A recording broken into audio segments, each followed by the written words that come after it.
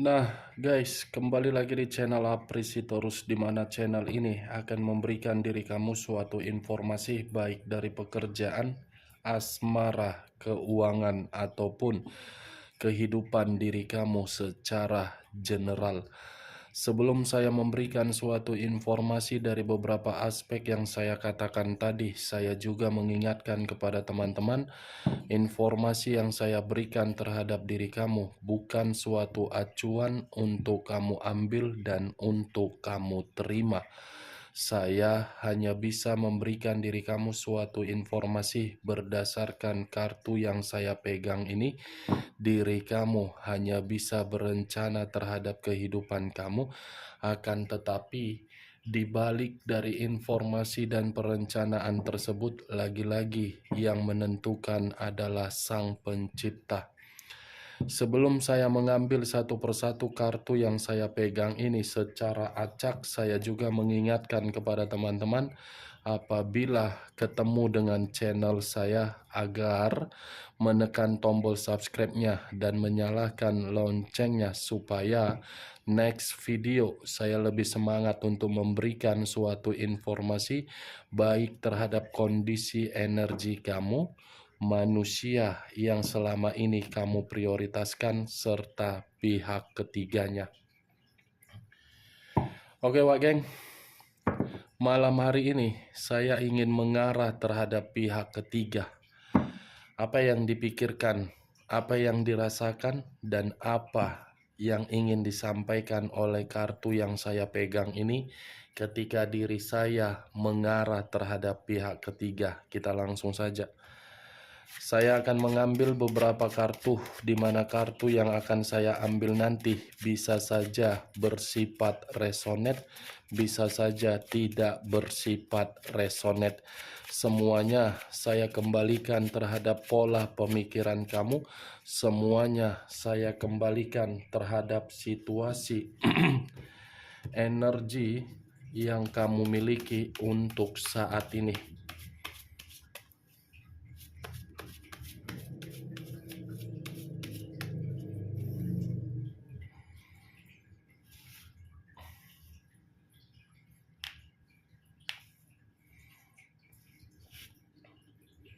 Muncul kartu ini. Sekali lagi saya mengatakan muncul kartu yang saya pegang ini, di mana kemunculan kartu yang saya pegang ini seperti memberikan suatu gambaran yang dimana gambaran tersebut memiliki dua arti.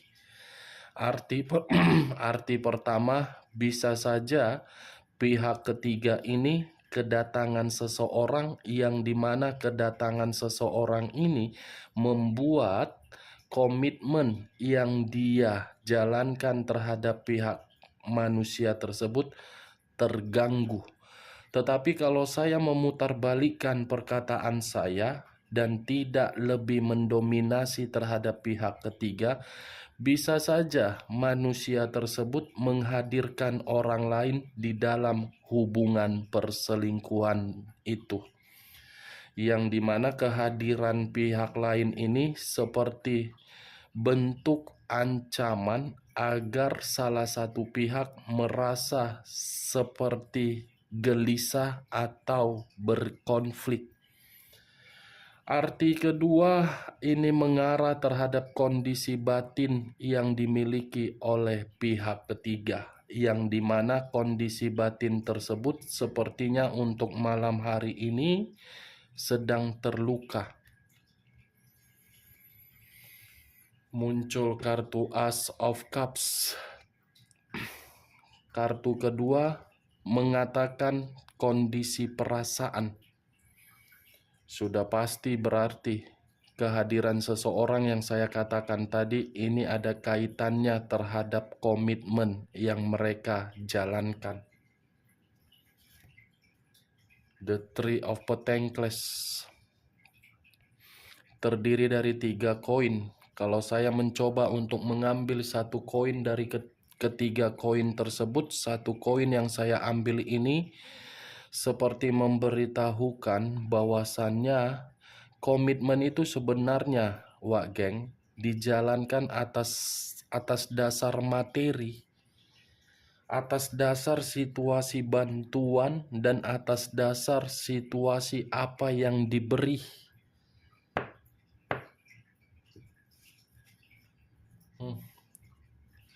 Muncul kartu The Sun, yang dimana kemunculan kartu The Sun ini mengarah terhadap unsur alam semesta. Kalau saya mencoba untuk mengambil energi dari alam semesta, saya kaitkan terhadap kondisi pihak ketiga untuk malam hari ini, saya rasa masih akan ada satu kebusukan yang dimana kebusukan ini akan muncul secara tiba-tiba. Dan saya rasa kebusukan ini pun akan membuat pihak ketiga merasa sangat kecewa, atau manusia itu yang akan kecewa dari pihak ketiganya. Four of Cups, lagi-lagi kartu cawan yang berbicara, yang dimana cawan ini mengarah terhadap perasaan. Kondisi perasaan yang sudah tidak lagi diperdulikan, tetapi memberikan situasi atau sikap untuk saling tidak diperdulikan. Lagi-lagi kartu ini yang keluar.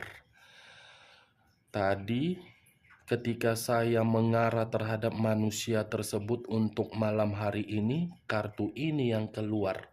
Sekarang giliran mengarah terhadap pihak ketiga, kartu ini lagi yang keluar. Seperti apa ya?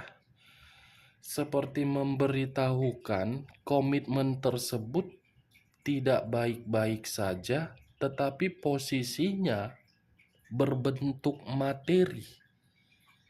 Materi yang lagi miskin, materi yang lagi terjatuh. Ini dia. Satu koin yang dipegang oleh seseorang seperti berharap ada bantuan dari orang lain untuk memberikan kenyamanan atau kemakmuran terhadap pihak ketiga. Ternyata pihak ketiga ini berusaha untuk mencari cadangan ketika manusia tersebut jatuh miskin. Dia malah sibuk mencari cadangan di luaran sana. Enak banget ya jadi pihak ketiga ya.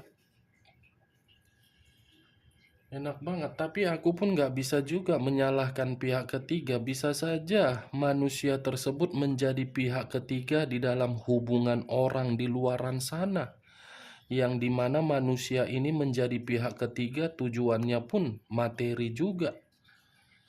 Menyalahkan pihak ketiga, ternyata manusia tersebut yang jahat. Menyalahkan manusia itu, ternyata pihak ketiga pun licik. Tidak bisa disalahkan karena sama-sama iblis. Yang satu tujuannya materi, yang satu tujuannya kenikmatan kulit.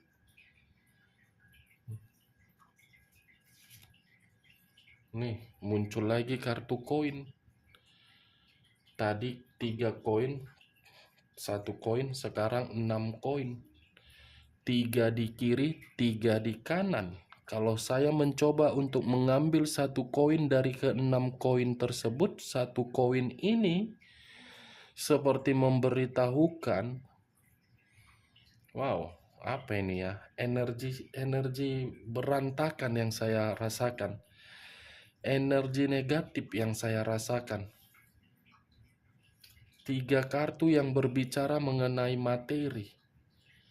Yang satu memberikan kemewahan, yang satu menganggap pemberian itu tidak ada apa-apanya. Yang satu diprioritaskan, tetapi yang satu malah mengkhianati. Ya tapi kayak mana mau dibilang ya, namanya juga hubungan perselingkuhan, pasti tidak akan berjalan lurus. Queen of Wands, raja atau ratu yang memegang satu tongkat. Tongkat yang dipegang seperti memberitahukan ada kesensitifan yang dirasakan oleh pihak ketiga. Bukan hanya kesensitifan, tetapi seperti menanggung beban atau tanggung jawab, yang dimana beban dan tanggung jawab ini membuat pihak ketiga seperti yakin dan percaya bahwasannya komitmen itu harus ditinggalkan. Karena kalau komitmen itu tidak ditinggalkan, pihak ketiga lagi-lagi tidak akan diuntungkan.